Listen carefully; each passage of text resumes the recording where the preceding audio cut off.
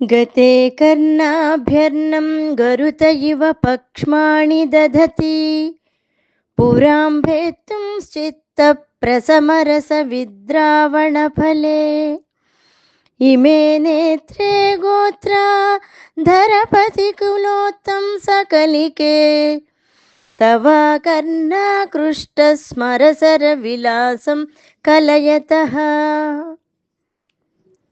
ఈ శ్లోకంలో కూడా అమ్మవారి యొక్క కన్నుల గురించి వర్ణించబడింది. దగ్గర దగ్గర 10 శ్లోకాల వరకు అమ్మవారి యొక్క నేత్రాలనే వర్ణించడం జరుగుతుంది. ఈ శ్లోకంలో అమ్మవారి యొక్క కన్నులు చెవుల వరకు సాగి ఆకర్ణాంతం లాగబడిన మన్మధుని బాణముల జంట అన్నట్టుగా ఉంది అని కవి వర్ణిస్తున్నారు. శంకరుల యొక్క భావన, ఆయన యొక్క భావనతో మనం కూడా అమ్మవారిని చూసినట్లయితే అమ్మ యొక్క సాక్షాత్కారం కలుగుతుంది.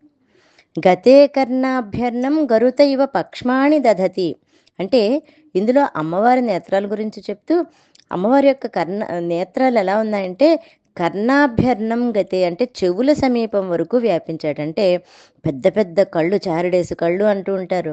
ఆ విధంగా అమ్మ కన్నులు చెవుల వరకు విస్తరించాయి. ఆకర్ణాంత విశాలములు అని చెప్పడం అన్నమాట. ఇక్కడ పక్ష్మాణి అంటే రెప్పల మీద ఉండే వెంట్రుకలు. కను రెప్ప మూయడానికి కంటి పాప ఏ రకంగా రక్షిస్తూ ఉంటుందో ఆ కంటి పాప మీద ఉండేటువంటి పక్ష్మాణి రెప్పలపై ఉండే వెంట్రుకలు కన్నుని రక్షిస్తూ ఉంటాయి. ఈ కనురెప్పలపై ఉండే వెంట్రుకలు బాణానికి కట్టినటువంటి గరుతహ ఇవ అంటే అమ్మవారి చూపుల్ని బాణములుగా సంబోధించినట్లయితే అందులో ఆ విధంగా వాటి సామీప్యం చెప్పినట్లయితే ఇక్కడ అమ్మవారి యొక్క కంటి మీద ఉన్నటువంటి ఆ రెప్పల మీద ఉన్న వెంట్రుకలు గరుతహ ఇవ అంటే కంకపత్రములు అంటే అలంకారం కోసం వీరులు తమ యొక్క బాణాలకి పక్షి ఈకలు కడుతూ ఉంటారు. వాటినే కంకపత్రములు అంటారు. అంటే దేవి నేత్రాలు బాణాల్లో ఉన్నాయి. నేత్రములపై ఉన్నటువంటి రెప్పలకి ఉన్నటువంటి ఆ రోమాలు బాణాలకు కట్టిన ఈకల వలె ఉన్నాయి అన్నమాట. అంటే అమ్మవారి కంటి చూపు బాణంలా ఉంది అని చెప్తున్నారు. ఇంకా పురాంభేత్తు చిత్త ప్రసమరస విద్రావణ ఫలే. పురాంభేత్త అంటే త్రిపురాలను భేదించినటువంటి శివుడు అమ్మవారి యొక్క నేత్రాలు అనే బాణాలని మన్మధుడు ప్రయోగించడానికి ఫలం.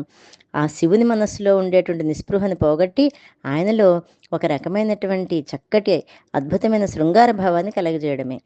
చిత్తప్రసమరసము అంటే శివుని మనసులో శాంతరసం. ఆ శాంతరస భావాన్ని విద్రావణ ఫలే అంటే నశింపజేయడమే బాణప్రయోగం వల్ల ఆశించే ఫలమట. అంటే అమ్మవారి నేత్రాలు అనే బాణాలు ప్రయోగించి మన్మధుడు శివుని మనస్సులో ఉండే శాంతభావాన్ని నశింపజేసి ఆయనకి అమ్మవారిపై శృంగార భావాన్ని పుట్టించాలని భావిస్తున్నట. ఇక్కడ ఫలే అనే మాట వల్ల ఉక్కుతో చేసిన బాణం యొక్క ములికి అంటే చిట్ట చివరి ముళ్ళును కూడా ఫలే అని అంటారు అని చెప్తున్నారు. ఇంకా తవ ఇమే నేత్రే, ఇది అద్భుతమైనటువంటి భావన. తవ ఇమే నేత్రే అంటే నీ కన్నులు అవి ఎక్కడున్నాయమ్మా అంటే స్తోత్రకర్త ఎవరైతే స్తోత్రాన్ని రచిస్తున్నారో అంటే సాక్షాత్తు శంకరులు భగవత్పాదులు ఎవరైతే చదువుకుంటూ ఉంటారో, ఎవరైతే భావనతో చదువుతారో వాళ్ళ హృదయంలో అమ్మవారి యొక్క ముఖాన్ని ధ్యానిస్తున్నారు. ఆయన హృదయంలో అమ్మవారి యొక్క ముఖం దర్శనం అవుతుంది. అప్పుడు అమ్మవారి ముఖంలో ఆ నేత్రాలని ఆ స్తోత్రకర్త కానీ ఆ స్తోత్రాన్ని పఠనం చేస్తున్నటువంటి వ్యక్తులు కానీ చూడగలుగుతారు. ఇంకా గోత్రాధరపతి కులోత్తం సకలికే, ఇది అమ్మవారికి అద్భుతమైనటువంటి సంబోధన. కలిక అంటే పువ్వుల మొగ్గ అని అర్థం. ఈ పువ్వు మొగ్గ హిమవంతుని వంశానికి శిరోభూషణం. పార్వతీదేవి హిమవంతుని యొక్క వంశానికి అలంకారం కదా. అటువంటి ఉత్తంసము అంటే తలపై ధరించే నగ. గోత్రాధరపతి అంటే హిమవంతుడు, గోత్ర అంటే భూమి. గోత్రం ధరించినటువంటి పర్వతము, ఆ పర్వతాలకు రాజు హిమవంతుడు. పార్వతి ఆ హిమవంతుని కులానికి శిరోభూషణమైనటువంటి పువ్వుల మొగ్గ. ఎంత సుందరమైన సంబోధన! ఇది మనం అర్థం చేసుకున్నట్టు అద్భుతమైన భావన కలుగుతుంది.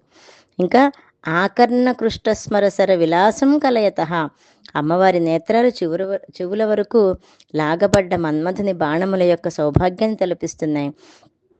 స్మరసర విలాసము అంటే మన్మథుని బాణాల యొక్క సొగసు. అమ్మవారి యొక్క నేత్రాలు మన్మథుని బాణాల వల్లే శోభిస్తున్నాయి అని భావం. అంటే అమ్మవారి యొక్క ఆ కన్నులు నిస్పృహ కలిగిన శివుని మనస్సును సైతం మోహపెట్టడమే ఫలంగా కలిగి చెవి వరకు లాగబడిన మన్మథుని బాణాల వలె ఉన్నాయని సారాంశం. ఇది అర్థం చేసుకుంటే చక్కటి భావన కలుగుతుంది. అమ్మవారి నేత్రములు అతి దుర్ఘటమైనటువంటి కార్యాన్ని సైతం చేయగలిగినటువంటి సామర్థ్యం కలిగినవి అని ప్రసిద్ధి. ఈ శ్లోకపారాయణం చేసినట్లయితేట కంటి రోగములు, చెవి రోగాలు నశిస్తాయని చెప్తున్నారు. శ్రీమాత్రే నమః.